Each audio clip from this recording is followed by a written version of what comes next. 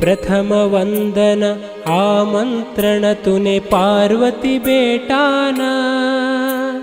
प्रथम वंदन आमंत्रण तुने पार्वती बेटाना। शुभ मंगल व्रत बंध बटून शुभ मंगल होच।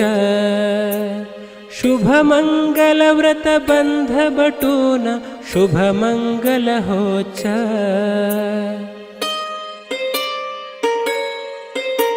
घरने आज सैरा दैरा हरुषती आयाच। माय बाप सभी जना मिळीकन स्वागत करताच। सभी मायोना डोळामध्ये सभी मायोना डोळामध्ये भरीच आनंद। शुभ मंगल व्रत बंध बटून शुभ मंगल होच। शुभ मंगल व्रत बंध बटून शुभ मंगल होच।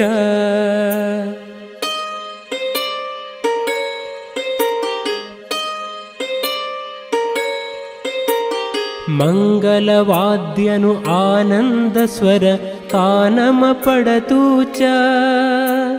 कंचे कळस धरलिकन करवेली अवतीच। मंगल अक्षत उडावान मंगल अक्षत उडावान सभी जन हुबऱ्याच।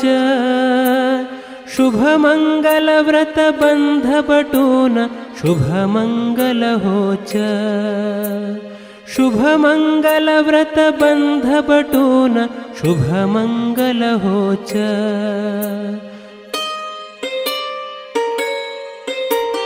माय कराडी मातृभोजन प्रीतती बेटान। पाठ सिकाडी ज्ञानोदयनु आशीर्वाद करी। गुरु समान पिता बोलताच गुरु समान पिता बोलताच गायत्री मंत्र। शुभ मंगल व्रत बंध बटून शुभ मंगल होच। शुभ मंगल व्रत बंध बटून शुभ मंगल होच।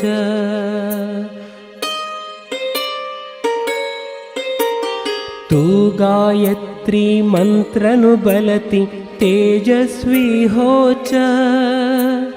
बलशाली अनि कीर्तिवंत जगतमतु होच। धर्म ज्ञाननु पालन करिकन धर्म ज्ञाननु पालन करिकन यशस्वी तू होच। शुभ मंगल व्रत बंध बटून शुभ मंगल होच। शुभ मंगल व्रत बंध बटून शुभ मंगल होच।